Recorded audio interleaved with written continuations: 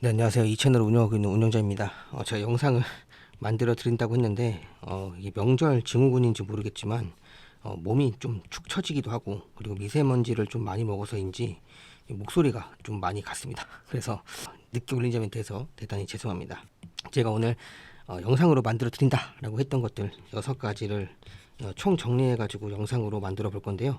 물론 이걸 나눠서 영상을 올리게 되면 저도 컨텐츠를 뽑고 여러분들께 나 할 일을 하고 있다 어필을 할 수 있겠지만, 제 성격상 한 번의 일을 하는 걸 좋아하기 때문에 한 번의 영상을 만들도록 하겠습니다. 장시간이 될지 모르겠지만 여러분들 끝까지 놓치지 말고 보시면 좋을 것 같고요.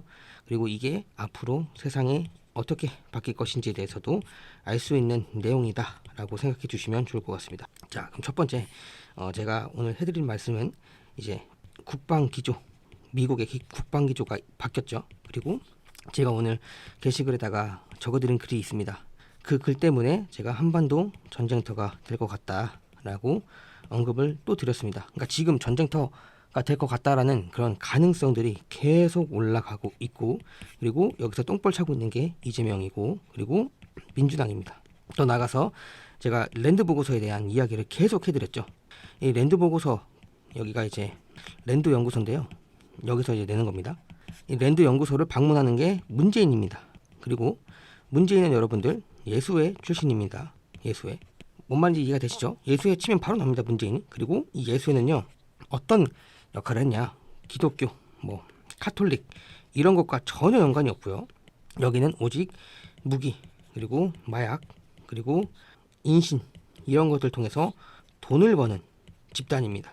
여러분들이 알고 있다시피 임진왜란이 일본에게 일본이 우리나라를 점령하기 위해서 내부에 있는 불만을 외부로 돌리기 위해서 임진왜란을 일으켰다라고 알고 있는데, 전혀 그렇지 않고요. 이 임진왜란을 계획하고 만든 게 예수회입니다, 여러분들.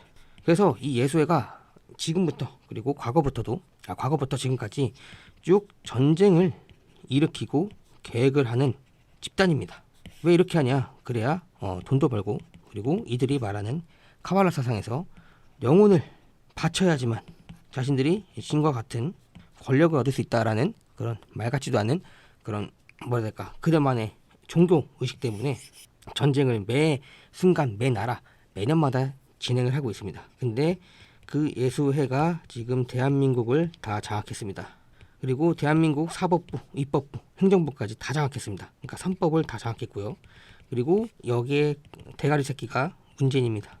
근데 얘가 랜드 보고서, 그러니까 랜드 연구소에 3월 5일 날 갑니다. 그리고 문재인은 WEF 여기 아젠다 동조를 했고요. 그리고 이 새끼가 여기서 끄다풀 역할을 했습니다. 그래서 여러분들께 팬데믹 때 중국을 막지 않았죠. 물론 중국한테 돈을 받은 것도 있지만 이 새끼가 이 WEF에 아젠다에 동조했기 때문에 된 겁니다. 어찌됐든 간에, 자, 다시 넘어가서 제가 하고 싶은 말이 뭐냐, 지금 사건을 알아야 됩니다.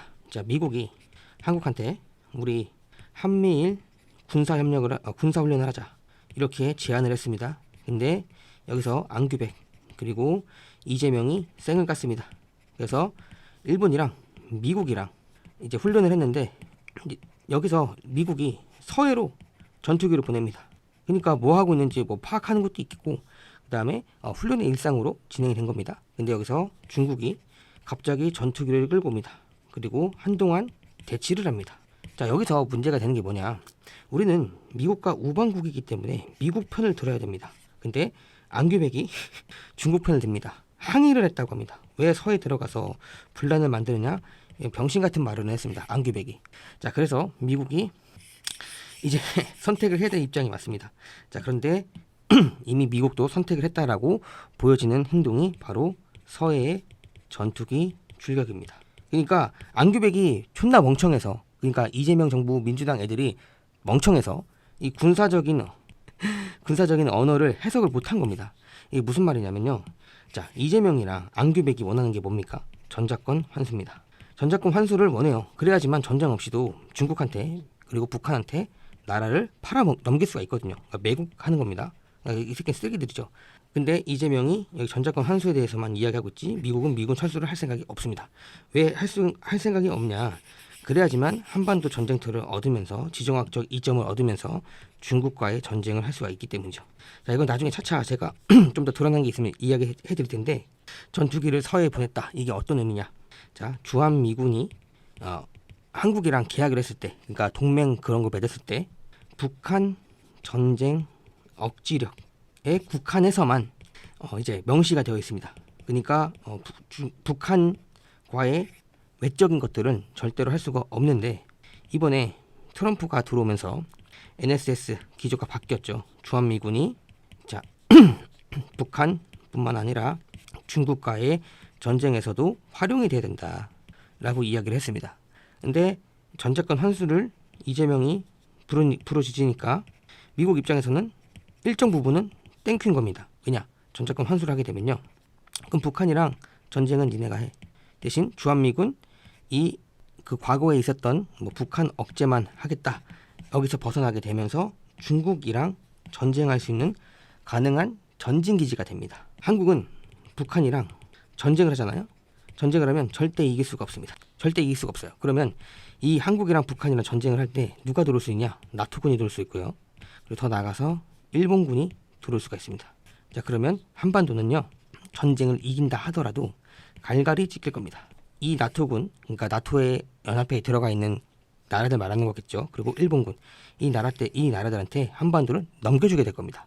더 나가서 이재명이 원하는 거는 북한이 한국을 먹기를 원하는데 그렇게 없어질 가능성이 굉장히 높습니다. 어찌됐든 간에, 자, 이거 나중에 넘어가고, 중요한 건 그게 아니라, 자, 미국이 서해에 전투기를 보냈다는 건요, 이제 주한미군 역할을 바꾸겠다, 이거를 암시하는 겁니다. 우리 과거에는 서해 쪽에는 훈련 잘 안 했어. 동해 쪽은 많이 했지만, 그리고 우리가 훈련할 때 착륙이라던가 혹은 대테러 이런 것들, 그리고 이런 훈련들 여러 가지 했지만, 우리는 서해 쪽에서도 군사 훈련을 확장할 거야. 자, 그러면 이게 미국의 단독적인 게 된 겁니다. 단독적. 그러면 이제 한국 정부랑은 빠빠입니다. 그러니까 한국 정부한테 어떠한 군 정보도 주지 않게 되고, 한국 땅 안에서 미국의 독자적인 행동을 하겠다라는 의미를 담고 있습니다. 그렇게 되면 한반도에서 어떤 피치 못한 사건이 터졌을 때, 미군이랑 관련된 일이 터졌을 때 한국은 항의할 수도 없고 항의해서도 안 되고 전쟁터로 될 가능성이 굉장히 높습니다. 지금 이거 하고 있는 겁니다, 여러분들. 이게 무슨 얘기냐? 조금만 더 간단하게 설명해 드리면요, 미국은 과거에는 한반도라는 한국을 영토 보전을 해주려고 북한과 상대를 하면서 전쟁 억지력을 낮추면서, 그러면서 북한 쪽에 이제 기나긴 고통을 주려고 했습니다. 고통. 그러니까 이제 제재를 통해서 얘네가 붕괴가 될 때까지 기다려 준 거죠. 근데 트럼프 대통령이 오면서, 그리고 우리나라는 이재명이 되면서 그의 사이가 어긋났습니다. 그러면서 트럼프가 이 생각한 거죠. 과거에는 한국이란 나라가, 그리고 한국의 대우 그룹이 트럼프가 되게 힘들었을 때 구제해 줬는데, 이거에 대해서 은혜를 가지고 최대한 전쟁을 안 하면서 북한을 포섭해서 한반도를 먹으려고 했는데, 이재명 때문에 이게 될 수가 없겠구나 라고 판단이 들어서 독자적인 미국 행동을 해버린 겁니다. 미군이 독자적으로 한 겁니다. 그러면서 한국 정부한테 날린 겁니다. 우리 이제 너희랑 같이 관여 안 할 거야. 정보도 주지 않을 거야. 너희랑 같이 무언가를 하지도 않을 거야. 우린 독자적으로 할 거고, 이 땅에 어떤 일이 터지게 될 경우 우리는 책임지지 않을 거야.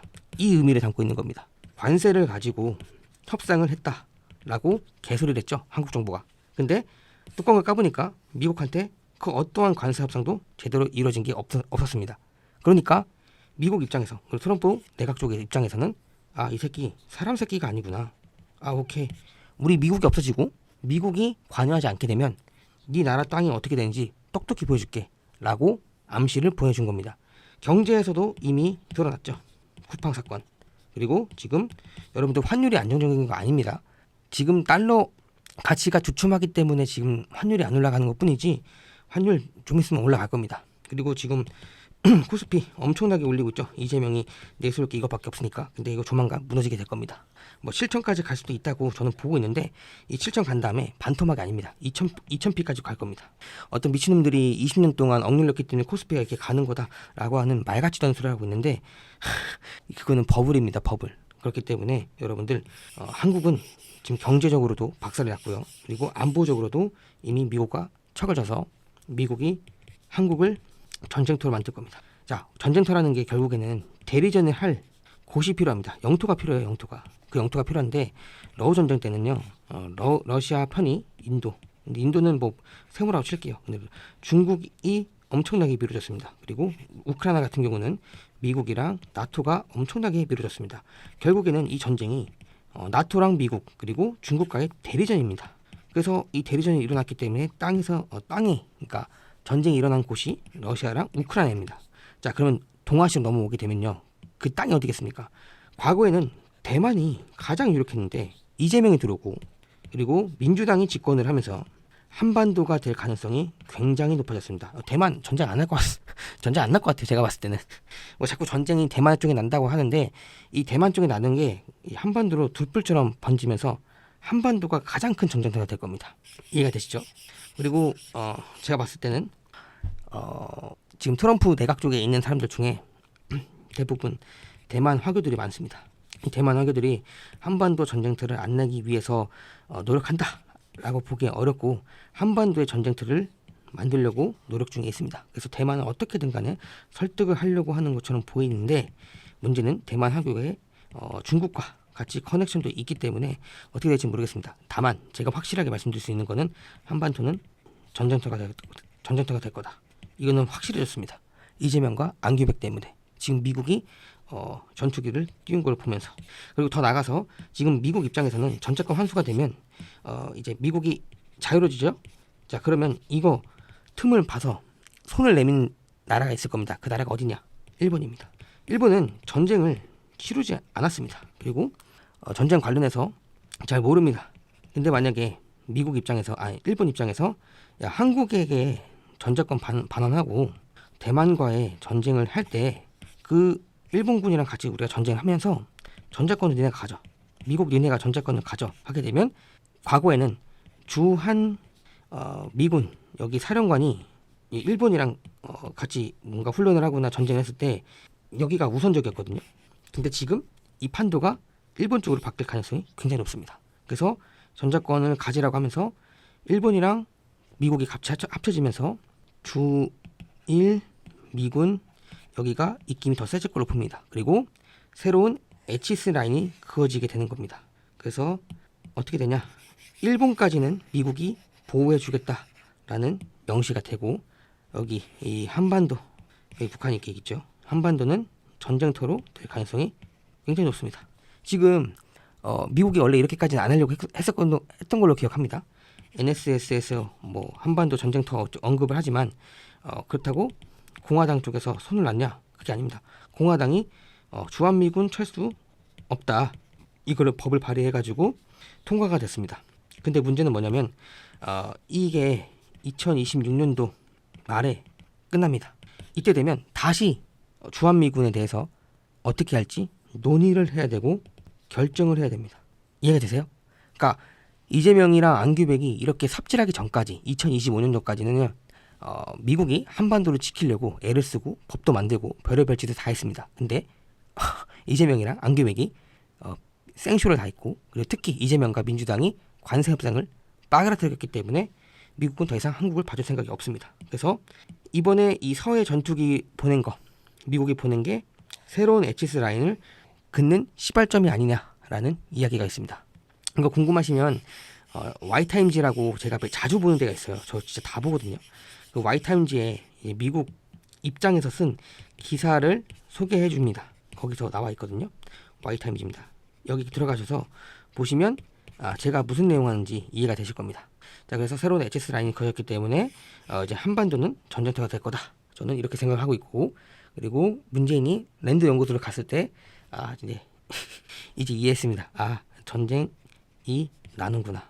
그래서 여러분들 제가 말씀드린 그 시기 2026년도 8월 달에서 11월 달에 이 사이에 전쟁이 일어날 가능성이 굉장히 높고, 만약에 이때 전쟁이 일어나지 않는다고 하게 되면 2027년도 3월 달에서 한 6월 달쯤 이때 전쟁이 일어날 가능성이 굉장히 높습니다. 그렇기 때문에 여러분들께서 미리 대비를 하시고, 제가 달러나 뭐 금이나 이런 것들을 사지 말라고 했던 이유가 뭐냐면, 결국에는 우리 이동을 해야 되고, 그리고 정부가 우리 돈을 확인할 수 없게끔 만들어졌기 때문에 제가 이제 스테이블 코인이랑 그리고 리플이나 뭐 비트코인이나 이렇게 사시라고 권해드린 거기 때문에, 여러분들께서 이 부분에 대해서 곰곰이 생각해 보시면서 준비하시길 바랍니다. 자, 두 번째는 이란 호르무즈 해협을 지금 봉쇄하는 훈련을 했습니다.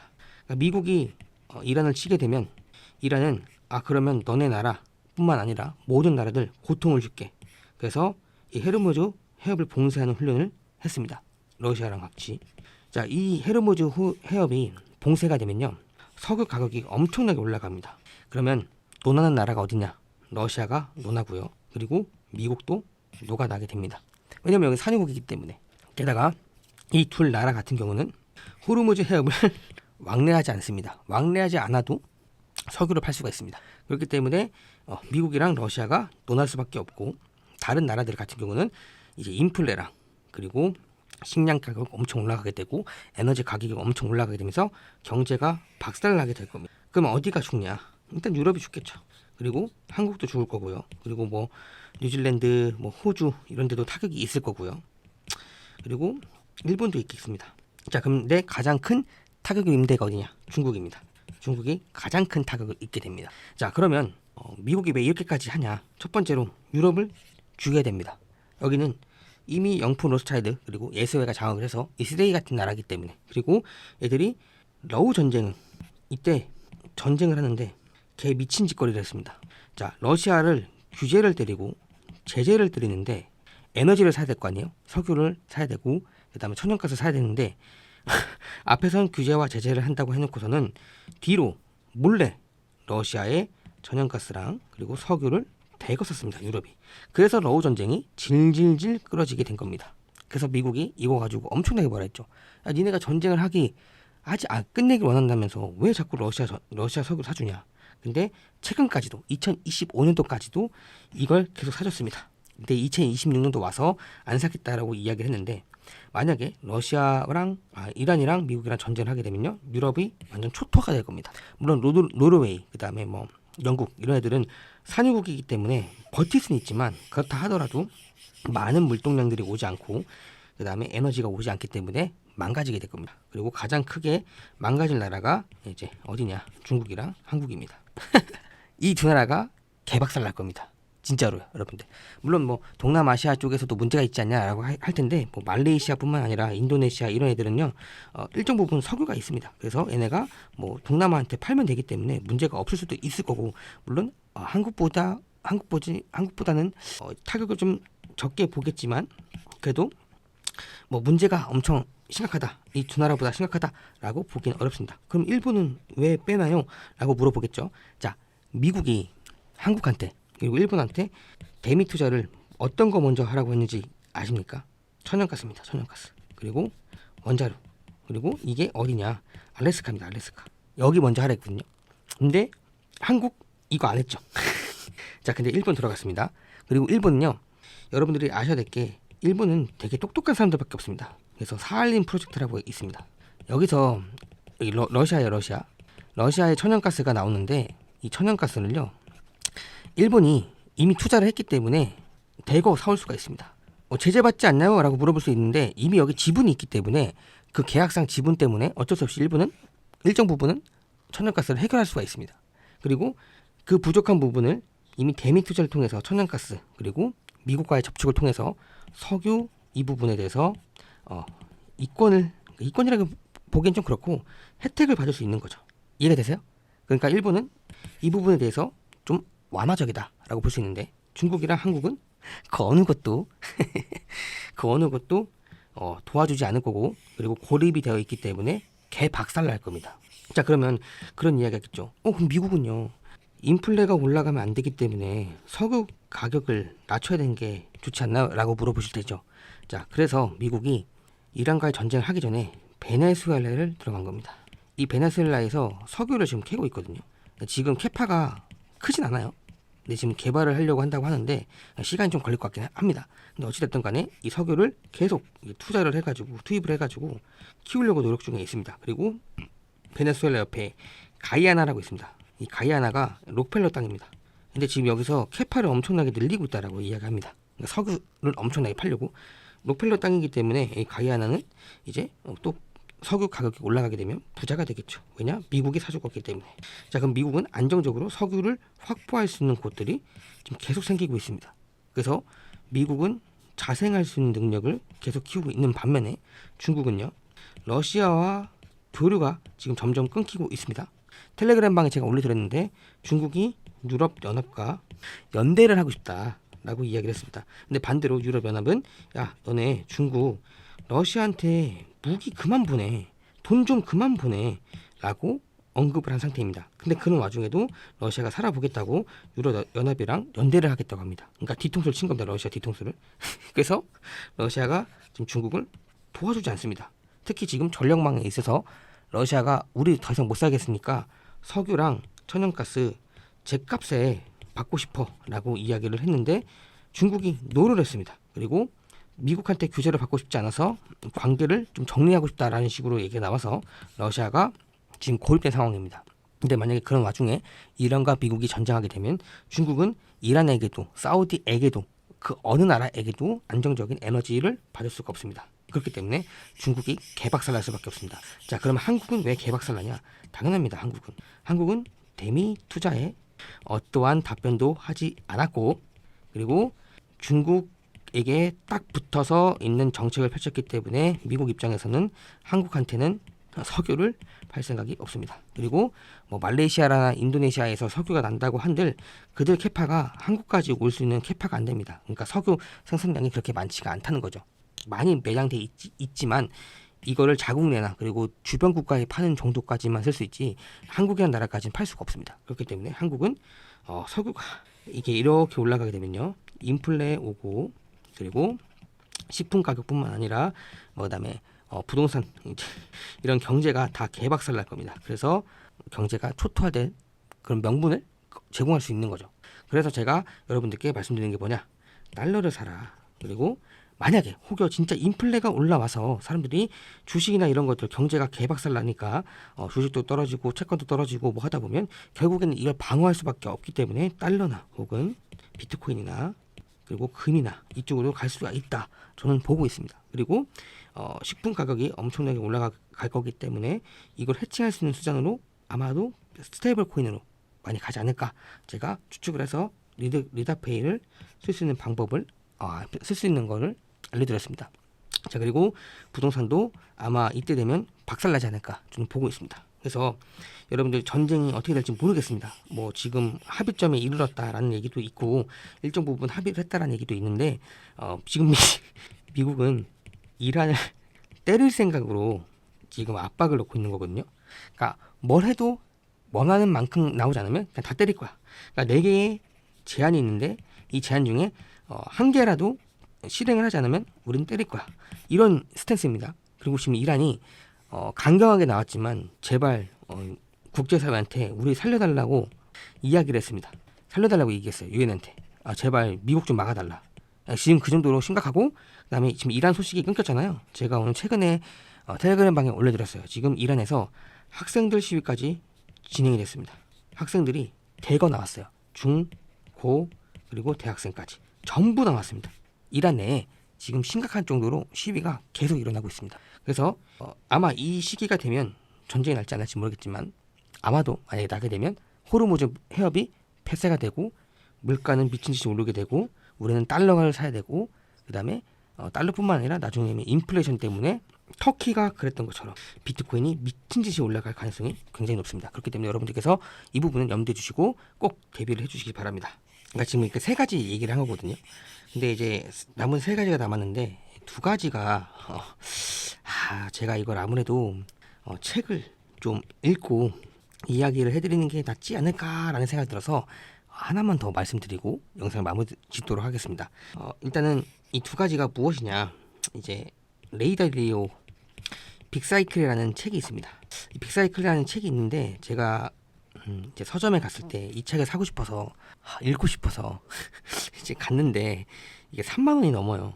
그래서 다른 책들도 지금 읽고 있는데 여기까지 이게 언제 읽을지 모르겠지만 이 책을 내가 지금 이 3만 원 투자해가지고 사야 되는 게 맞느냐 이 생각이 들어서 안 샀는데, 물론 이제 기사도 보고 그리고 이제 분석했던 글도 보고 그리고 유튜버도 이런 것들 보면서 정리를 했긴 했지만 그래도 뭔가 제가 습득한 게 아니기 때문에 이거는 이야기하는 게 좀 아닌 것 같아서 좀 더 글을 읽고 난 다음에 말씀드리고요.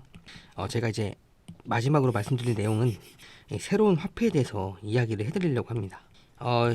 제가 지겹도록 이야기를 했습니다. 새로운 화폐가 나올 거다. 뭐 그다음에 신용에서 신뢰 화폐로 바뀔 거다. 그리고 물질에서 비물질로 바뀔 거다. 이런 얘기를 하면서 어떻게 보면은 좀 추상적인 내용일 수도 있다라는 생각이 들어서, 그리고 앱스타인 이 사건이 터지면서 이제 비트코인에 대해서 이야기가 나왔잖아요. 그래서 이제 이 부분으로 얘기를 하면 아무래도 완벽하게 새로운 화폐에 대해서 정리가 되지 않을까라는 생각이 들어서 이 새로운 화폐에 대해서 이야기를 해보려고 해요. 자, 여러분들께서 지금 레이 달리오 나중에 빅사이클, 그 다음에 뭐 지금 기사에 나오는 것들을 보게 되면 뉴 오더 월드였나? 뭐 기사가 있습니다. 근데 새로운 시대가 온다. 그래서 레이 달리오가 금을 많이 사라. 뭐 이야기를 합니다. 그리고 혹시 모르니까 비트코인 사라라고 이야기를 하는데, 이게 좋은 얘기가 아닙니다. 그러니까 이제 국가의 흥망성쇠 뭐 이런 것들이 진행이 되고, 그리고 이제 국가가 망하는 단계가 6단계가 있는데 지금 우리나라뿐만 아니라 전 세계가 지금 6단계 들어가 있다. 그래서 이제 국가가 망하고 새로운 국가가 탄생할 거다라고 이야기를 하고 막 우려 섞인 그런 보고서, 그런 책들, 그런 내용인데 여기서 이제 화폐에 대해서도 이야기를 합니다. 물론 레이 달리오 이 화폐를 치게 되면요, 과거부터 엄청 유명한 영상들이 많이 있습니다. 근데 그거만 봐도 이해가 되실 거예요. 자, 제가 이 이야기를 왜 하냐. 앱스타인 사건에서 이 비트코인에 대해서 관여했다는 얘기가 나옵니다. 그러니까 비트코인을 누가 어떻게 투자했는지도 나오고, 비트코인을 통해서 이제 돈 세탁 이런 것들도 어떻게 하는지도 나오고, 뭐 여러 가지 엮여 있는 것도 굉장히 많습니다. 앱스타인 사건 때문에. 그래서 이 비트코인이 떨어진 걸로 보고 있는 사람이 많아요. 이 사건 때문에 엮여 있어서. 자, 그렇다면 제가 장황하게 이런 얘기를 왜 했냐. 제가 과거의 영상에 그런 얘기를 했어요. 화폐는 계속 바뀐다. 과거에는 실물 화폐였습니다. 그러니까 이 실물이 무조건적으로 존재를 해야 되는 거죠. 자, 우리가 과거에 조개 껍질을 통해서 물물 교환을 했고요. 그리고 어떤 나라 같은 경우는 돌을 가지고, 바위를 가지고 물물 교환을 했습니다. 물물 교환이래. 거래를 했습니다. 자, 그것뿐만 아니라 이제 실제 금화, 은화 가지고 거래를 했고요. 그리고 이게 좀 더 지나면서 이제 실물 화폐에서 신용 화폐로 바뀝니다. 자, 실물 화폐는 조개, 뭐 돌, 바위, 뭐 그다음 금, 은 이런 것들이 포함이 된다면, 신용 화폐 같은 경우는 이제 말 그대로 증서입니다. 증서. 자, 최초의 증서가 어떤 거냐? 금 증서를 가지고 거래를 했습니다. 이게 나중에 되면서 지금의 화폐의 모습이 됐다라는 얘기가 있는데요. 이때는 금에 대한, 그러니까 금이 은행에 보관되어 있다라는 이 증서를, 이 사람의 신용을 믿기 때문에 이 증서를 믿고 거래를 한 겁니다. 자, 그리고 이런 게 꾸준히 발달되면서 현재 화폐가 되고, 이게 더 발달되면서 우리가 어떤 게 나왔냐? 신용카드가 나온 겁니다. 우리 신용에 따라서 이제 미래 쓸 수 있는 돈을 땡겨 쓸 수 있게끔 만든 거죠. 그러니까 제가 신용 등급이 몇 등급이 있기 때문에 너는 이제 이 정도까지 돈을 더 쓸 수가 있어. 신용카드로. 그럼 대출도 얼만큼 받을 수 있어. 이런 식으로 나온 거죠. 자, 근데 이 신용카드의 한계가 있는 게 무엇이냐? 신용카드 한계는요, 조작, 그리고 왜곡 이런 것들이 많다라고 얘기합니다. 왜냐면 그때 당시에 신용이 좋았지만 뭐 사업이 안 된다던가 뭐가 안 된다던가 하면서 신용이 급격하게 떨어지면서 이런 부채들, 빚들 이런 것들을 제때 갚을 수가 없을 뿐만 아니라, 그리고 더 나가서 이제 이 신용에 대해서 사람들이 의구심을 갖게 됩니다. 과연 이 신용이라는 게 정말 맞은 걸까? 라는 생각이죠. 그게 어떤 이야기냐? 우리가 비트코인 나온 계기가 있는데요. 그 계기가 이제 모기지 사태, 2008년도 서브프라임 모기지 사태. 여러분들 다 아실 겁니다. 이거 겪어봤기 때문에 다 아실 텐데, 이게 뭐냐? 그러니까 보통 집을 살 때, 대출을 받을 때 신용이 확보된 자, 그러니까 뭐 직장은 어디 다니고 그다음에 수입은 얼마이고 나가는 돈이 얼마이고 그러면서 안정적으로 돈을 얼마나 모아놨고 그다음에 담보가 있는지 이런 것들 등등 안정적인 사람들에게 대출을 해줬단 말이에요. 근데 이때 당시 금리가 너무 싸고 그다음에 은행이랑 그다음에 뭐 증권이랑 뭐 이런 쪽에서 돈을 많이 벌고 싶어가지고 사람들에게 무리한 대출을 해줍니다. 무리한 대출을 해줘요. 그래서 이제 그 서브프라임 때 실제로 강아지 그리고 고양이 이름을 가지고 대출을 받았다고 합니다. 돈이 없는데 돈을 벌 수 있는 능력이 없는데도 불구하고 강아지랑 고양이를 가지고 대출을 받았다고 합니다.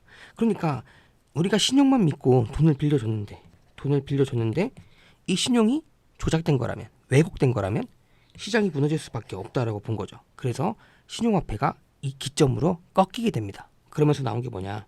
여러분들 알다시피 그때 비트코인 나온 거예요. 비트코인. 자, 비트코인 나왔는데 비트코인은 신뢰를 기반해서 나온 겁니다. 신뢰를 기반해서. 이해가 되세요? 그러니까 너도 내가 얼마 갖고 있는지 이 분산 원장 이걸 가지고 있고 너도 가지고 있고 여기도 가지고 있고 다 동일한 분산 원장을 가지고 있기 때문에 조작이 안 된다 라고 하면서 이 분산 원장이 우리가 여러 사람들이 검증을 통해서 맞다라고 참이라고 우리가 알려줬기 때문에 신뢰할 수 있다. 그래서 너도 나도 모든 사람들이 이 특정한 정보들을 다 가지고 있을 수 있게끔 이걸 만들어야 된다. 그래서 신뢰가 중요하다면서 신뢰화폐가 나오게 되는 겁니다. 그래서 정리를 하면 실물에서 신용화폐가 되고 이 신용화폐가 무너지고 신뢰화폐가 나오게 되는 겁니다. 여기에 선두주자가 비트코인이고 그리고 그들이 자꾸만 하고 싶어하는 CBDC 이 CBDC를 왜 하고 싶어 할까요? 자, CBDC는 탈세도 할 수 없고 그리고 불법적인데 돈을 쓸 수가 없고 국가가 그리고 정부가 투명하게 모든 사람들 정보를 다 볼 수가 있습니다. 그렇기 때문에 너도 나도 다 볼 수 있는 이 분산 원장 안에서 투명하게 나와 있기 때문에 신뢰할 수 있다. 이 돈을. 그래서 CBDC가 나온 겁니다. 그래서 밀고 있는 이유가 다 이런 것들 때문인 겁니다. 신뢰할 수 있다. 조작할 수가 없다. 근데 반대로 익명성이 보장이 안 되기 때문에 통제 사회로 갈 수 있는 가능성이 굉장히 높은 거죠. CBDC가. 근데 비트코인도 그런 가능성도 있습니다. 왜냐? 특정 고래들이 이걸 대거 샀기 때문에 가능성이 있습니다. 중앙화되어 있습니다. 근데 문제는 CBDC보다는 훨씬 낫다는 거죠. 제가 이 얘기를 왜 해냐? 결국에는 신용화폐에서 신뢰화폐로 넘어가는 단계가 이미 눈앞에 와 있습니다. 그래서 미국은 암호화폐를 통해서 진행을 하려고 하는데 자, 과거에는 이 화폐라는 걸 어떤 걸로 보장을 했냐? 그러니까 담보금이라고 해야 될까요? 뭐 보증이라고 해야 될까요? 과거에는 금을 가지고 화폐를 보증했다면 지금 미국 달러 같은 경우는 이제 원자재 이걸 가지고 보증을 해주고 있습니다. 근데 지금 문제가 되는 게 뭐냐면 미국 달러가 너무 많이 풀리고 있고 미국 경제가 박살나고 있다는 게 나오고 있고 게다가 이제 국제 정세가 너무나도 좋지 않은 불확실성을 가고 있기 때문에 결국에는 이 화폐가 무너지게 되면 사람들이 다시 금으로 가지 않을까라고 이야기를 하고 있는데 자, 금으로 가게 되면 문제가 되는 게 있습니다. 그게 뭐냐? 자, 금으로 가게 되면요. 금은 유동성이 굉장히 좋지 못합니다. 무슨 얘기냐? 금은 실제로 주고받고를 해야 됩니다. 이해가 되세요? 이 금이 여기로 왔다 갔다 할 수 있는 실제 그런 루트가 만들어져야 돼요. 왔다 갔다 할 수 있는 루트가. 만약에 그렇게 되지 않는다고 하게 되면 신용화폐가 했던 거랑 다를 게 없습니다. 이해가 되시죠, 여러분들? 신용화폐도 야, 금을 우리 얼마나 갖고 있으니까 우리가 금을 이만큼 갖고 있어. 그래서 우리가 이만큼 발행해 줄게. 오케이. 아, 그래? 알았어. 그만큼 갖고 있구나. 오케이. 그거 금 받을게. 라고 과거 했던 짓을 똑같이 반복을 하고 있는 겁니다. 자, 근데 이게 좋은 거 아니야? 라고 물어보시겠죠. 근데 그렇지 않다는 거예요. 왜 그렇지 않냐? 지금 국제사회는요, 계속 팽창을 하고 있습니다. 팽창을 하고 있고, 그리고 우리가 과거에는 오프라인 때는 돈이 송금하고 뭐 결제하고 이런 것들 액수가 그렇게 많지 않았습니다. 많지 않았어요. 그리고 우리가 현금으로 왔다 갔다 했기 때문에 이 송금망이나 결제망 같은 것들이 그렇게 많이 빠를 필요가 없었습니다. 근데 지금 어떻습니까? 오프라인이 아니죠. 온라인이죠, 온라인. 자, 근데 이 온라인이 한 나라 안에서도 다양한 온라인을 가지고 돈을 송금하고 주고받고 하는데 지금 유튜브, 그다음에 뭐 메타, 페이스북, 그다음에 오픈 AI 전부 다 AI를 넣어서 쇼핑몰을 만들려고 하고 있죠. 그리고 월마트, 그리고 뭐 트레이더스, 그 다음에 이제 그 아마존 이런 것들이 전부 다 다른 나라에 또 뻗어나가고 있죠. 그러면 이 아마존이 다른 나라에 돈을 받아올 때, 실시간 송금 받을 때 옛날 이 오프라인 송금망 결제만 가지고 가능할까요? 그렇지 않죠. 그러면 새로운 망이 생기게 됩니다. 그렇죠? 자, 그럼 새로운 망이 생기게 되는데 이 새로운 망을 누가 만들 거냐, 그리고 어떻게 만들 거냐, 어떤 식으로 구축을 할 거냐라고 이야기가 나오겠죠. 그래서 나온 게 지금 ISO 20002입니다. 이게 나온 거예요. 이거는 실시간으로 분산 원장에서 받았어 하면서 빠르게 유동성 말고 송금이랑 결제를 빠르게 해주는 겁니다. 이렇게 왔다 갔다를. 근데 금은 그렇지 않죠. 금은 실제로 받고 안 받고를 존재를 해야 됩니다. 그리고 실제로 금을 보낼 때 수수료가 있을 거 아니에요. 그 수수료만큼 블록체인 안에도 넣어야 됩니다. 그러니까 쓰면 쓸수록 수수료 때문에 금 블록체인 위에 있는 그런 화폐들은 망가질 수밖에 없습니다. 왜냐면 옮겼다라는 것들에 대한 수수료를 실제로 증명을 해야 되고, 만약에 어느 부분에서 송금이 막히게 된다면 실제로 금을 보내야 됩니다. 이해가 되시죠? 자, 그래서 이 확장되고 있는 AI 시대, 확장되고 있는 온라인 시대에서 이 금 화폐는 비효율적입니다. 이해가 되시죠? 그래서 비효율적이기 때문에 미국이나 그리고 금융세력들 같은 경우는 금을 버리려고 하는 겁니다. 금을 실제로 보내거나 하는 게 아니기 때문에, 그리고 비효율적이기 때문에. 그래서 이들이 선택하는 게, 앞으로 새로운 금을 대체하는 방법은 이 받쳐줄 수 있는 유동성, 그러니까 사람들이 너도 나도 인정하는, 그리고 이거에 대해서 해시값, 이 해시값은 이제 수학 문제를 말하는 겁니다. 이 문제를 통해서 이 해시값을 보존해 주는 거예요. 계속 사람들이 유입이 되면서 문제를 풀 수 있게끔 하면서 사람들이 여기에 관심을 두게끔 만들고, 그 다음에 이 관심을 두게끔 만들면서 사람들에게 가치를 증명해 주는 겁니다. 왜 가치를 증명할까요? 이 수학 문제 푸는 것만으로. 당연히 제가 과거에도 말씀드렸다시피 전기를 사용해야 됩니다. 전기를 사용하게 되면 당연히 전기를 만들 때 들어가는 비용이 있겠죠. 그 비용이 고스란히 이 해시값에 들어가게 되고, 이 해시값에 들어간 것들이 그 특정 화폐의 가치를 증명하게 되고, 그 가치가 증명의 상태에서 서로 왔다 갔다 하는 유동성, 이것을 봤을 때 많이 되면 많이 될수록 가치가 더욱더 올라가는 효과를 보게 되겠죠. 왜냐? 여기 보낼 때 전력이 들어가죠. 여기 보낼 때 전력이 들어가죠. 근데 이 나라에서도 해시값을 가지고 보존해주고, 이 나라에서도 해시값을 가지고 보존해주고, 그러니까 계속 가치는 올라갈 수밖에 없다. 그래서 새로운 화폐는, 새로운 금은 당연히 이 그들이 말하는 에너지, 전기 에너지가 보장되는, 그러니까 전기 에너지가 끊임없이 들어가는, 그게 진정한 미래의 화폐다라고 이야기를 하고 있는 겁니다. 이해가 되시죠, 여러분들? 그래서 금을 자꾸 사라고 하는 사람들이, 저는 이해는 돼요. 이해는 되지만 조금만 더 우리는 깊게 생각을 해봐야 됩니다. 저도 금 가지고 싶고 은도 가지고 싶다고 얘기를 드렸어요. 나중에 우리가 실제로 물건을 살 때, 그리고 우리가 대비를 할 때 우리 이거 필요할지도 모른다라고 말씀을 드렸지만, 결국에는 지금 금이랑 은을 가지고 중국 애들이 가짜를 만들어서 시장을 교란하고 있고, 그리고 이뿐만 아니라 미국 입장에서는 금이 성공하게 될 경우 당연히 달러 패권뿐만 아니라 암호화폐 세력들도 전부 다 무너지게 됩니다.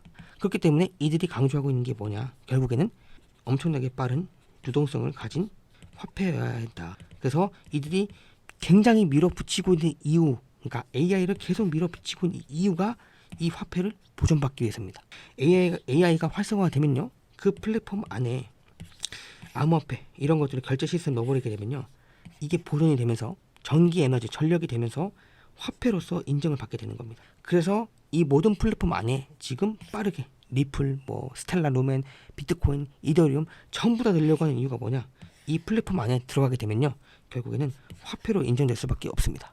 자, 전기 에너지로 받쳐지게 되고 플랫폼 안에 들어오게 되면 당연히 여러 네트워크들이 형성이 되겠죠. 그리고 이 여러 네트워크들이 형성이 되면서 돈을 보내고 송금을 보내고 이렇게 왔다 갔다 하면 결국에는 이 하나의 큰 생태계를 만들게 되고 네트워크를 만들게 됩니다. 그러면 사람들이 이 네트워크랑 생태계에서 빠져나가기가 어렵습니다.